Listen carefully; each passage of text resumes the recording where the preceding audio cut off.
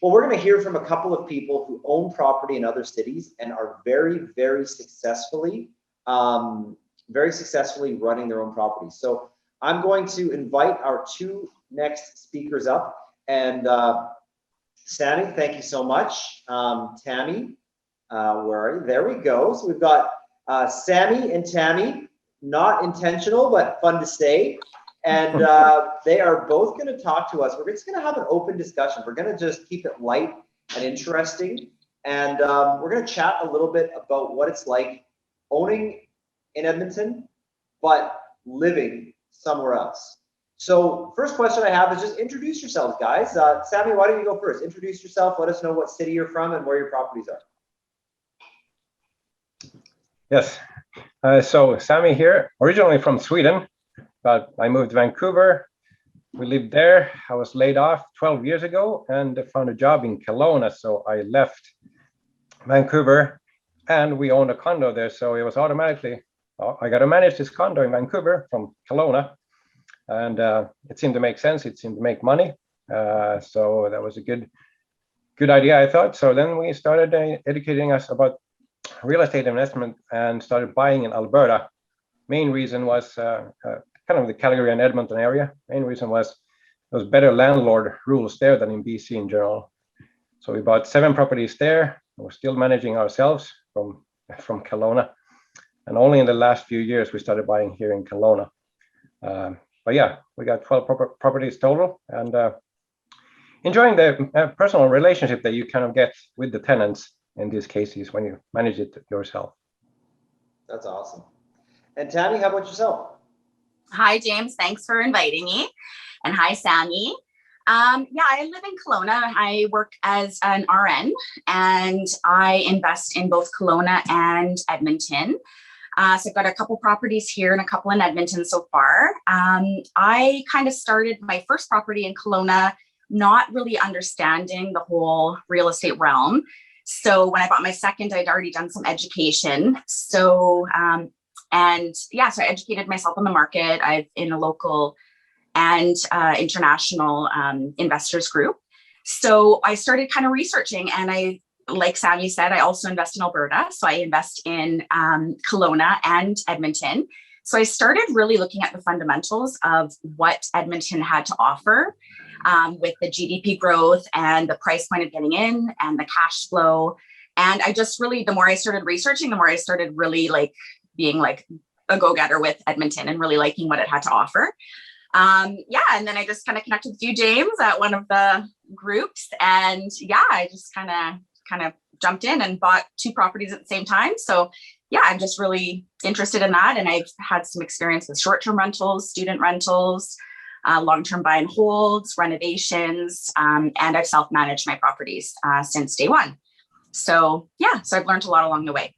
Yeah, thanks for having me. I love it. Yeah, we're super excited to hear your success story, Tammy. So the first question I'm going to get into is just the big W. Why would you do it yourself instead of hire a property manager? I mean, at a glance, it's like, holy moly, you know, you got a distance to travel to deal with things, and it's, you know, you can't just drive by at any time. So, you know, I'm sure there's a lot of people who just question, well, what would be the motivation behind self-managing as opposed to just hiring a professional to do it for you? So Tammy, why don't you start us off with that one? Okay. I mean, besides control issues, I'll say that right there. No, I think I just started like from day one. I started by actually, I went to a RAIN conference, and it was my first time I was around investors. So what happens, what that takeaway was, and it just happened to be in Alberta. My takeaway was I was living in a townhouse with like 3 bedrooms by myself. And the takeaway was earn money with all of the space you have, and that is your asset. So real estate is an asset. So your job is just going to provide you that long-term thing, but you're not going to really get ahead. So I figured, how can I make my resources that I have, my townhouse, work for me? So I started I literally came right back from that conference and I started renting out rooms. So I rented out rooms and I filled out every space in my house. And I was able to have my entire wage replaced. So I was living rent free plus making a bit of cash flow, with really just being totally green. So I learned along the way, and I basically started renting out rooms and having enough savings with my job to buy my next property. So I kind of got to see it in action. And I really liked being able to screen my tenants and being able to, like, you learn a lot of the, like, my plan was just to kind of learn along the way, but I just learned how, like, it's my property, it's my investment. I want to be able to make sure I'm getting the right people in there. So I don't really know. It just kind of went from there. I also did have an experience when I bought my property in Edmonton. And I just kind of learned along the way, like I kind of do my due diligence, where I had a property manager at first and it didn't go well. So I really learned a lot with that experience as well. So actually in my Edmonton properties, my first year, I had a property management company, and I ended up taking over because I found I had to manage, and I think it's part of a learning process myself. So you have to learn as a landlord what your expectations are. And it was a huge learning curve, but I wanted to, because I see my career in Alberta long-term, like I'm not doing it a short-term, it's a long-term approach. So how else am I going to learn the Tenancy Act and learn about tenants and learn how it's run unless I do it myself? So that's kind of how it started. And so I took over about a year and a half ago, and I've just been self-managing. And yeah, I just kind of took it as a learning process. And I don't think once you have your team on the ground, like your contractor and your handyman and your plumber and your electrician, I mean, really, I just have to make a phone call to them, and I have that relationship with my tenants. So it's not that difficult, I guess. But yeah, I don't know if that answers the question. That's great. And I'm just going to ask a quick follow-up question before we get Sammy's take on the same question. About how much money per property would you figure you're saving per year managing yourself? Well, I guess it depends on the company that you have. I think part of that was my learning as well. Just really, my advice is, if you're going to hire some management, just look at all the hidden fees. And that was part of my fault. I didn't really look at all of the hidden fees involved. So it wasn't just the 10% management, but they were charging even when my place was vacant. So I had 2 properties I was carrying myself for 3 months. So carrying 2 extra mortgages while I was working. So that was a lot. And then plus the fees. So just, it was thousands. Yeah, it was a learning curve for me. And I just found I was a bit more hands-on. So I don't think it's that hard to communicate with your tenants. In my response, like I just communicate with them, and kind of, I don't know how to explain it. It was expensive, more than I thought it was going to be. It wasn't just the 10% per month. There was all these hidden fees involved. And then like the $60 an hour or $65 an hour for the handyman to show up, and he charged a minimum of 2 hours. So, I mean, that adds up, right? So, whereas I can just call a dishwasher repair guy and he's in there like literally the next day. So, it was expensive for me. But I would just say, like, to anybody who isn't going to self-manage, really do your research on the company and look at the fit for you. Because it's not for everybody. Like, I'm okay doing it, but it might not be for everybody. Yeah, no, that's a great answer. Thousands of dollars per year per property. I mean, that adds up. Yeah. That's the reason we buy income properties, put money in your pocket. So that's more money in your pocket to do the things that you want to do with. Now, Sammy, I'm going to bounce it over to you. We're going to start with that big why. Why in your journey did it make more sense to self-manage from another city as opposed to hiring a property manager to keep an eye out on things for you in the same city? Yeah, so we started with that Vancouver property. When we moved to Kelowna, I was kind of forced to become a landlord and manage it. And it was a newer build. It was kind of brand new when we bought it. We lived there 2 years. So really, it didn't have any issues for the 7 following years that we actually rented it.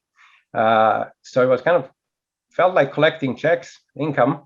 And yeah, I can't remember if there was one appliance issue or something, but very little things broke, and we had to call somebody to fix it. So I didn't think it was worth the extra money to manage some property that was kind of quite easy to manage.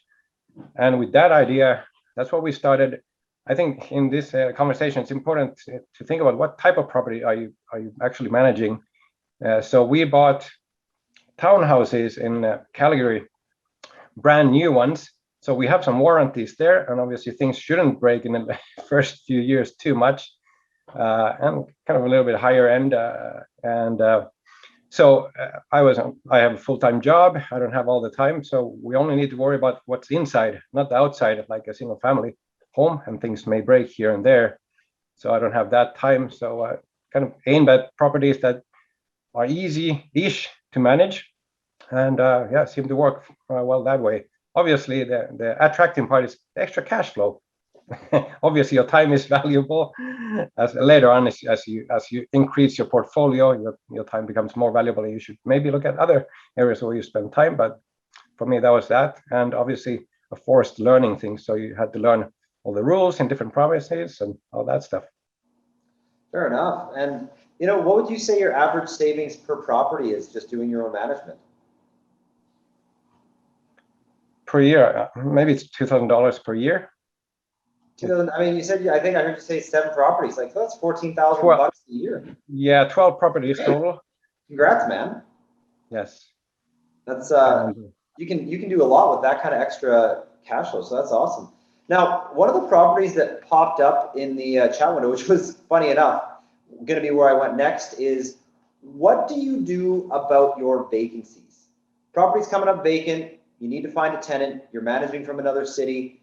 Maybe there's some travel involved. I don't know. You tell me. How do we do the vacancy? So we're going to go in reverse order again. Sami, how do you handle vacancy turnover and filling? Yes, we always we kind of know it's usually about 1 month notice that tenants give or need to give. We ask for 2 or 3 months notice for these reasons. We kind of try to build trust, as Garnet was talking about, with the tenants. Once you screen them and kind of get to know them, and kind of being open about ourselves and what we expect, and so we kind of ask that. Most of our tenants followed that. They gave us adequate notice. That helps a lot, because then you can start advertising way earlier and screening tenants and signing them up. Many of our properties, as I said, in Calgary and Edmonton, were brand new. So we didn't have a place even to show, because there was no showroom or anything. We had to kind of find a tenants a couple of months before anyways, and we succeeded it with all the developer photos and video conference calls and all that stuff that we could connect with them. So yeah, being ahead of the curve, proactive, keeping an eye on the market. But yeah, as mentioned, you could hire somebody as well to do that part, and handle the rest yourself. I love it. I love it. So are you physically traveling to the city for showings and whatnot? I was in the beginning, especially when they were brand new. So you do the walkthroughs with the developer, and then you plan in the same day or next day with the new tenant walkthrough as well, and try to keep them there. And yeah, if things line up, I usually ended the contract in the summer, so it was nicer to drive from Kelowna to Edmonton. Winter can be a little gnarly, that's for sure. Yeah. So I did that in the first few years. It wasn't too many travels, but yeah. Later on, I hired somebody kind of just do the walk-in, walk-out kind of parts. But I was still doing all the tenant finding, screening, and interviews and credit checks and all that stuff. But yeah. Got it. So you actually have kind of a helper in the city to do just move in and move out walkthroughs kind of thing. Yeah, that's how I eventually later handled that part, because that's yeah. Got it. And so how did you, the person that does your walk-ins, your move-ins or move-outs, what role do they play kind of in your power team? Are they like who is that person and how did you find them? They were a person who works as a property manager, but they were willing to do kind of the one-off jobs whenever we needed to. So you could ask that from property management companies, not necessarily get the full service package. Very innovative. I love it. Thanks, Sami. Now, Tammy, I'm going to bounce the same question to you, because you and I chat all the time. I kind of know how you operate. So I know you're going to have a bit of a different story and a different process. So this is why I knew that you two would be such great speakers, because you know what? There's more than one approach to build success, and you guys have 2 different approaches, and you're both achieving a lot of success. So Tammy, tell us your system. When you've got your vacancies, what are you doing to fill them? Great, thanks. I've done a couple different strategies for that. In Kelowna, I do all of my own, I fill my own vacancies. I do a student rental here that I've had for like 8-9 years. So that's a lot of work. And also I have a townhouse. I've been lucky. I've been really lucky that like my last townhouse had like the same tenant for 4 years, which was nice. And a lot of in and out with student tenants, but both cities are very different. So you have to really learn your city and know your market with where to advertise, where, like, totally different strategies. It was a really good learning curve for me. So like Kelowna, we kind of use a local advertising, and I just do in-person showings. With COVID, it's actually been quite beneficial. I do like video recordings, and then I've been doing Zoom walkthroughs. So I kind of offer the people the option of doing either virtual showings or in person. And then I also recorded videos on different bedrooms for my student rental and then the whole house. So that kind of like 50% of people are probably doing virtual now, which is nice. In Edmonton, I have had a tenant placement service I've used before. And so I've used a tenant placement service. I've just communicated. It's funny, you had AG Properties. So I've just communicated with them to schedule a walkthrough inspection. So yeah, anyway, hi AG Properties. But I'm going to, I've had a couple people in Edmonton renew their leases. So I kind of do that just from digital. So you can do that all online. And I usually go to Edmonton at least once a year because I've got some family there. So I sometimes that's a good opportunity to meet tenants. But I find the tenant placement is a good option as well, because then I can still manage it for the rest of the year and then hire somebody else to do that if I need to. Because it is kind of a lot involved. I'm still part of that process. So if the person is finding me a tenant, I'm still kind of okaying that tenant because I have certain questions that I want to ask, and I kind of know the kind of tenant profile I'm looking for. So there's a few different strategies, but yeah. So what a takeaway that I'm getting from both of you guys is that if you're willing to take a little bit of extra time and put in a little bit of extra effort to build a team where you can kind of almost like in an a la carte basis get little pieces done for you, vacancy placement, or Sami move in and move outs, as opposed to the full meal deal, you can actually outsource a lot of the smaller pieces to people. But the second part of that takeaway that I'm getting from you guys is that when it's time to make a judgment call, you're still the one making the judgment call. You're screening the tenant, you're choosing the tenant, you're making the final decision on which tenant you're okay with, which I think is super, super important for people to realize as well. It's easy to get somebody to open a door and do a little show and tell, but when it comes to selling the suite, screening the tenant, and deciding if they're the right person for you, that judgment call you're still reserving for yourself. Is that kind of a fair summary of what you guys are talking about? Yes. Awesome. Yeah, for sure. Awesome. Now, Tammy, I'm going to pass it back to you because I think one of the biggest concerns people have when they think about not only buying property in another city, but managing in another city is, gosh, that sounds time consuming. So the question I'm going to ask you the same question, Sami, is how often do you actually travel to Edmonton, and how much time do you have to stay there when you do? And I know, Tammy, you've got a story in particular about a very harrowing trip to Edmonton where you had some trouble along the way, to put it lightly. So, yeah. It's a good story. So tell the story if you're comfortable telling it. And how often do you actually have to travel from Kelowna to Edmonton to keep an eye on your stuff?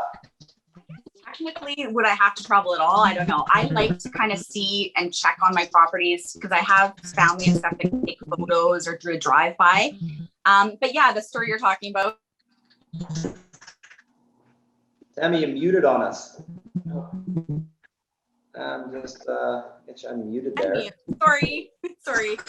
There's like something flashing on my screen. So anyway, so yeah, when I purchased my properties a couple of years ago, as you know, Alberta and BC is very different. So I'm a night shift worker, so I work nights. So I was getting off 2 days, 2 nights, and then I was driving to Edmonton the next morning. My plan was to drive, and I got possession of my property, which James was my realtor. You did awesome, James. You're a rock star.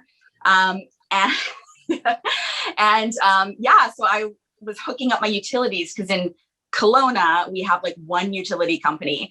So I was organizing utilities and sleeping off nights, and then I was driving at night. So I hit a moose. So I was going to get possession of my property, and it was like 4 a.m. I don't drive at night usually, and I was lucky. It was like my little Honda Civic. So I was driving to Edmonton and totaled my car. I'm really blessed that I'm okay.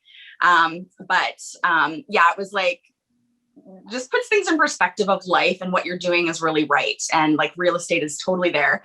So I had to spend the night in little old town Olds, which I've never heard of. So now I know Olds. People there were awesome.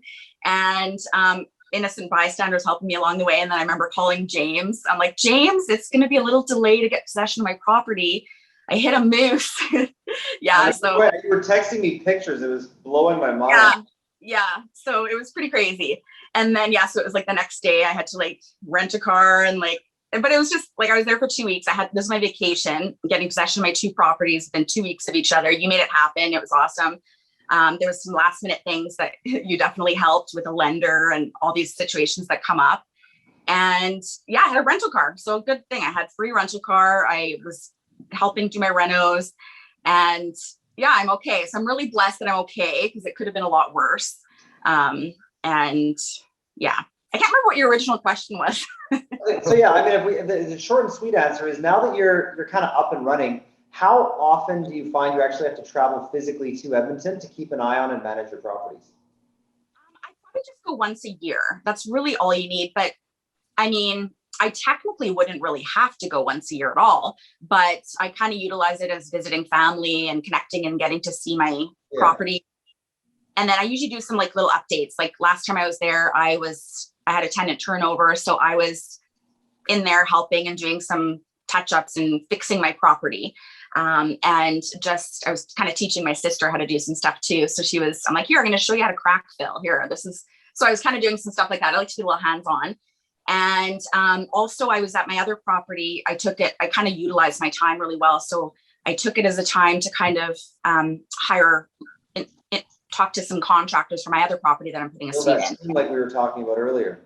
Yeah. So I just kind of utilize it as getting a few things done at the same time. And then, yeah, so probably once a year. That's fabulous. Sami, how about you? How often do you find yourself visiting the cities that your properties are in? Yeah, so the short answer is same as Tammy, once a year. So basically, we always try to time if there was a real estate seminar or something that we could attend, and we dropped by Banff on the way and kind of enjoyed a night there. Somebody commented they have tax business expense the whole trip, so on the way there, so we got to enjoy it. And we kind of visit probably most of our properties and tenants, and usually bring gifts or something nice. Yeah, it's a funny story. Even one tenant who stayed with us several years, they always insisted us to stay in their house instead of going to a hotel. So very nice. But yeah, once a year it's enough, because usually if things break, then we'll call an appliance guy or whoever and fix the stuff. But yeah, once a year. Oh, fabulous. Well, guys, this was a very, very informative session. And I think, your stories are both inspirational, because you're definitely doing it right.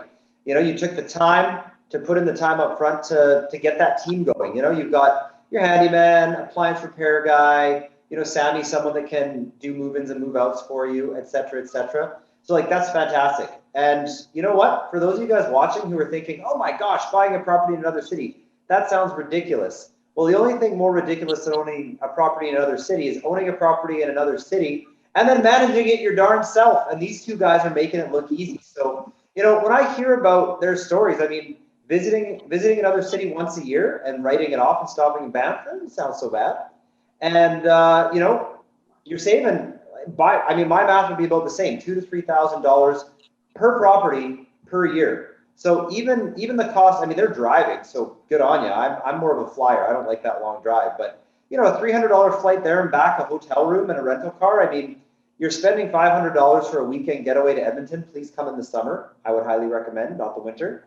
And you write it off and away you go. You still end up way ahead. So guys, thanks for taking the time. You're sharing your success story, and that's what this community is all about, is learning from the example of other investors and just getting great tips along the way. So Tammy, love that you put your contact out there. Sami, if you're so inclined. I know you guys are very, very open to having conversations and sharing your success stories with people, which is fabulous. Thanks for being part of this conversation. And for those of you guys that are watching, if you're a part of the Mogul community and you've got a great idea, or you might want to be in a conversation like this or a panel, drop me a message and say, hey, James, I'd love to be on a panel and share my story too. Because, part of it's getting the expert speakers up, and part of it's getting the successful investors who are making it happen in real time in real life. You guys are two big Mogul success stories. We couldn't be more thrilled. And thanks again. We appreciate you guys. Please stick around. For those of you that are watching, keep your fingers crossed because you might just be lucky enough to be in a breakout room with Sami or Tammy to pick their brain a little bit more during our networking break. So that's our perfect segue. We're going to drop into a networking break. We're going to chit chat for about 10 minutes. You'll have a Mogul kind of helping you guys facilitate the conversation, and then we'll be back for our next speaker to talk about Airbnb. Well, I say Airbnb because that's the brand name, but short-term rental. So with that, we'll head off into our breakout rooms, and we will see you guys after the break.